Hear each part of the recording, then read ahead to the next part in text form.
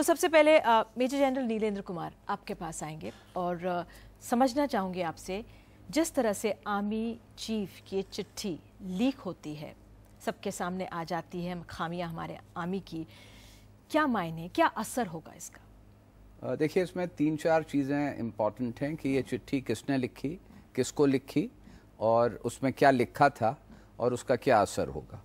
तो चीफ का रोज़ का ताल्लुक़, हर समय का ताल्लुक़ रहता है मिनिस्ट्री ऑफ डिफेंस से, और प्रधानमंत्री से भी उनका ताल्लुक़ रहता है, मुलाकात होती है। प्रधानमंत्री आर्मी कमांडर्स कॉन्फ्रेंस का आके उद्घाटन करते हैं, वर्ष में 2 मरतबे होती है, तो वो तो बिल्कुल ठीक है। सवाल ये है कि उनका चिट्ठी लिखना और उसमें क्या लिखा है। जो लिखा है ये चीज़ ज़्यादा इम्पॉर्टेंट है, क्योंकि उसमें देश की सेना की जो तैयारी है, सुरक्षा की जो तैयारी है, उसको बहुत ही एक उसका जो असर, उसके जो कंटेंट्स हैं, नेगेटिव ढंग में दिखाया गया है।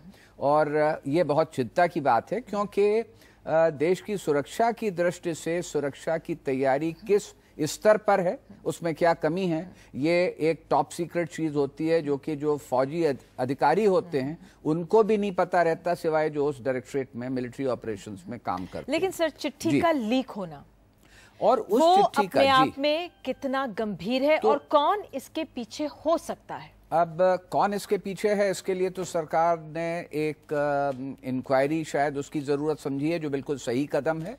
तो इस समय ये अनुमान लगाना, लेकिन ये सामान्य बात है कि उसको चिट्ठी को सेना मुख्यालय, चीफ ऑफ आर्मी स्टाफ के द्वारा लिखा गया है। ये कॉमन सेंस की बात है कि उसकी कॉपी एक रक्षा मंत्री को भी गई होगी और प्राइम मिनिस्टर को वो एड्रेस है।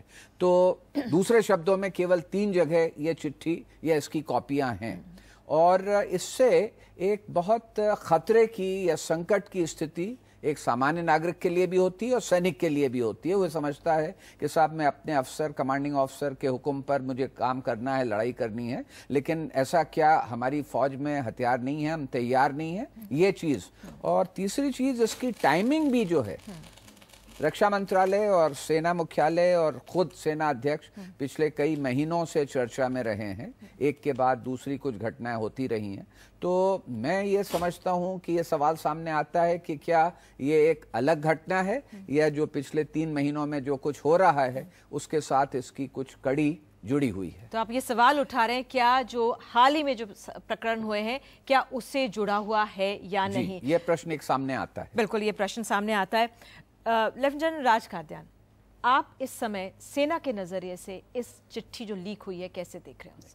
सबसे पहले तो मैं तापमान को थोड़ा नीचे लाना चाहता हूं।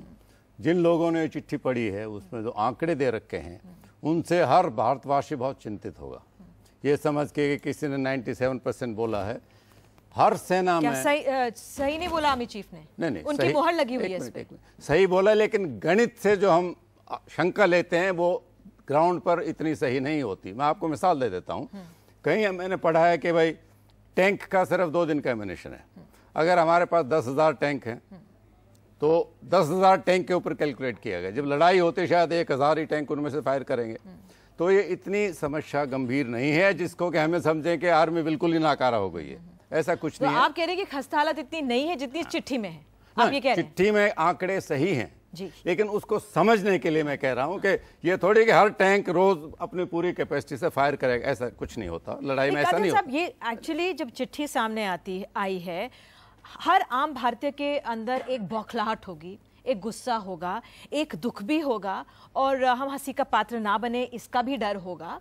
लेकिन अगर स्थिति ऐसी है और अब ये सार्वजनिक हो गई है, तो क्या इसको दुरुस्त करने का समय आ गया है, वो ज़्यादा अहम बन जाता है, या हम तापमान को ठंडा करें कि ज़्यादा चिंता ना हो, वो ज़्यादा ज़रूरी हो जाता है? देखिए, वो चिट्ठी के कंटेंट सार्वजनिक हुए हैं, वो बड़ी दुर्भाग्य की बात, नहीं होना चाहिए था। वो नीलेंद्र ने बोला उस पर इंक्वायरी होगी किसने की है, लेकिन हमारे देश में हर चिट्ठी सार्वजनिक हो जाती है, चाहे वो CAG की रिपोर्ट, ड्राफ्ट रिपोर्ट भी जब सार्वजनिक हो जाती है तो हर रिपोर्ट होगी। एक नहीं, तो आर्मी चीफ की चिट्ठी है तो कई ऑफिस में गई है।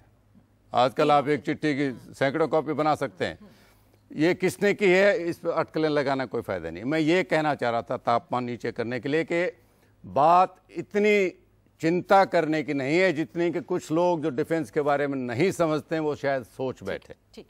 कमियां हैं, उनको पूरा करना ज़रूरी है, जितना जल्दी हो सके पूरा करना ज़रूरी है, लेकिन हर सेना में दुनिया में कमियां डेफिशिएंसीज हमेशा होती हैं।